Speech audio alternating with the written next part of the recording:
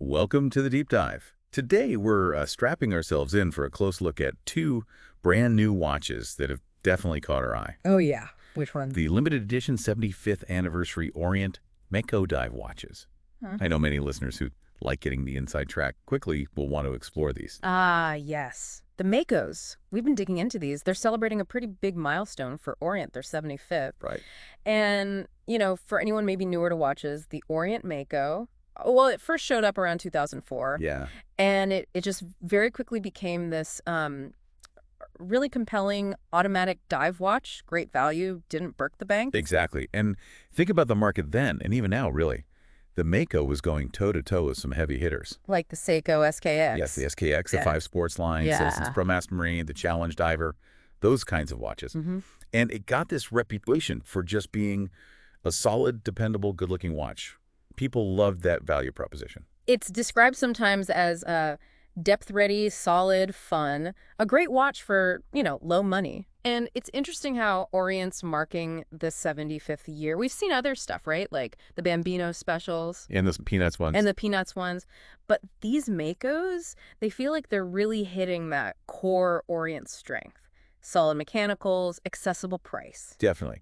And what's really cool is they didn't just do one, they did two. A pair? Nice. Yeah, a duo of new Makos.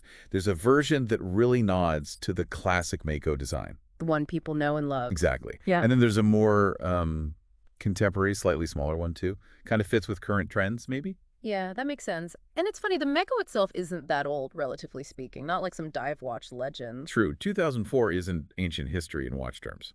But it got that cult status almost right away. Why do you think that was? Well, probably a few things. The design was just straightforward, no fuss. Yeah. Felt really robust, like it could take a beating. They offered some fun colors over the years, too, which helps.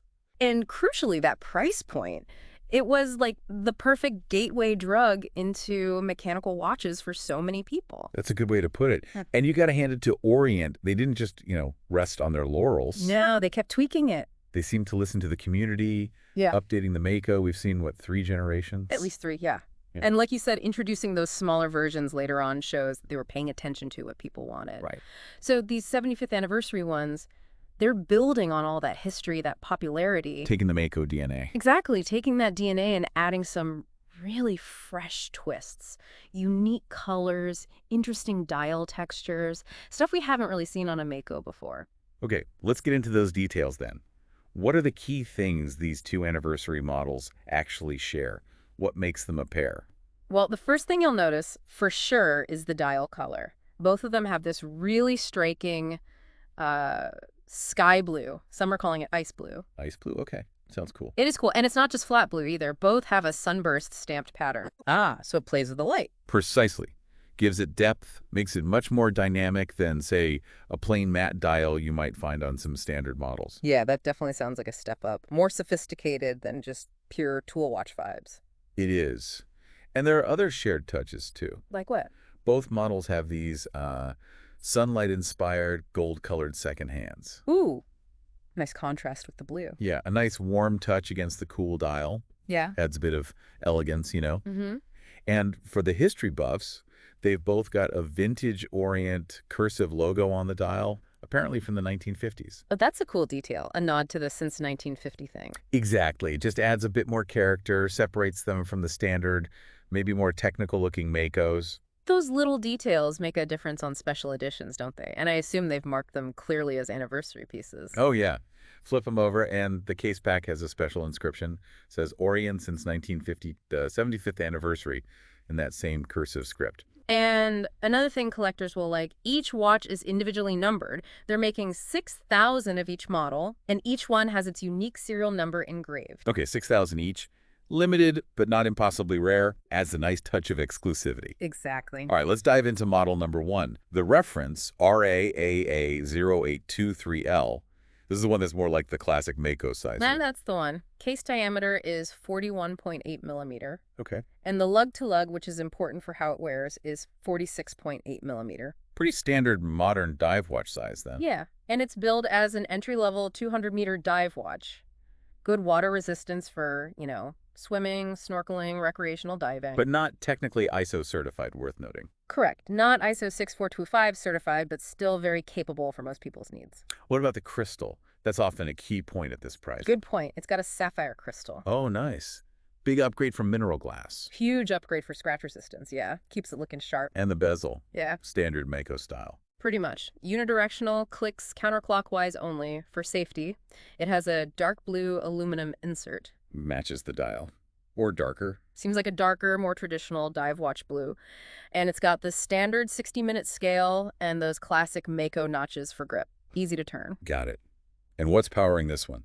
It's an in-house Orient automatic movement. Beats at 3 hertz or 21,600 vibrations per hour. Okay, standard beat rate for this kind of movement.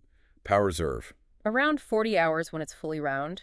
And this larger model, importantly, has both the day and the date display. Ah, the classic day-date window at 3 o'clock. Very practical. A lot of people really like having the day as well as the date. Sure. And how does it come? Bracelet.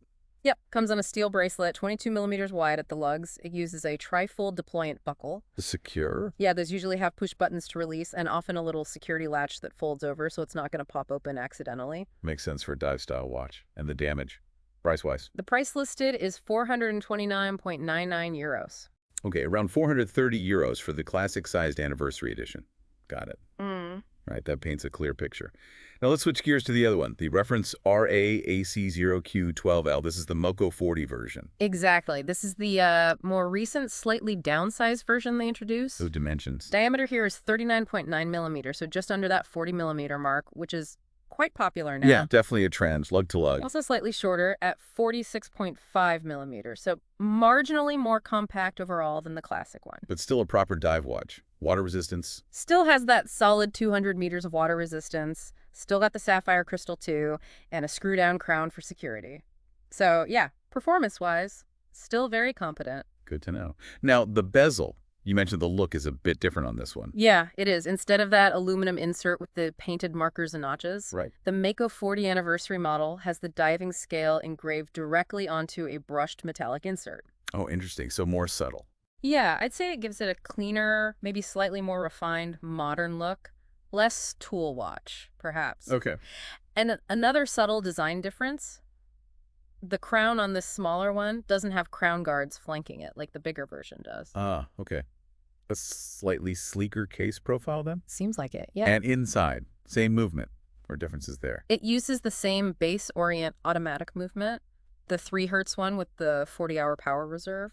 But this version just has the date display, no day complication. More traditional look, maybe. okay, just the date window and the bracelet. Same style. Same style, tri-fold deployant buckle with push buttons and the security latch. But the bracelet width matches the slightly smaller case, so it's 20 millimeters at the lugs. Makes sense. And the price for this compact anniversary edition? This one's priced a little lower at 399.9 euros. So just under 400 euros. Okay, interesting.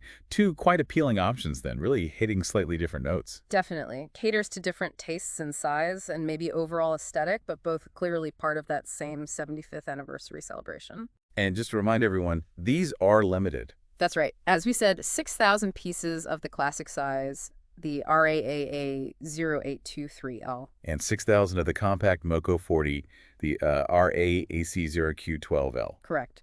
Available worldwide, but limited quantity for each. So if you're interested, probably best not to wait too long. Good advice. Yeah. Okay, so let's try and bring it all together. Orient's marking 75 years with these 2 really quite striking ice blue limited edition Makos. Mm-hmm. You got a choice.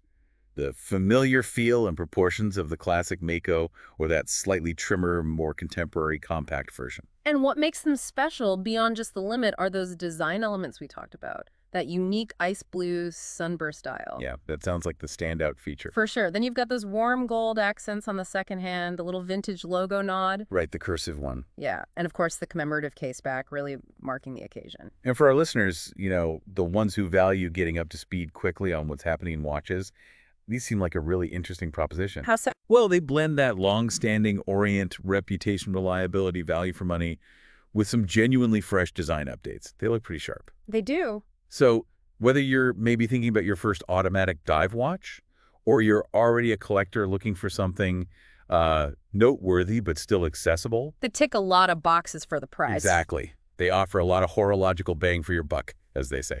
Which does lead to a kind of interesting final thought, doesn't it? Go on. Well, what does it actually mean when a brand like Orient, with this really long history stretching back to 1950, Hmm.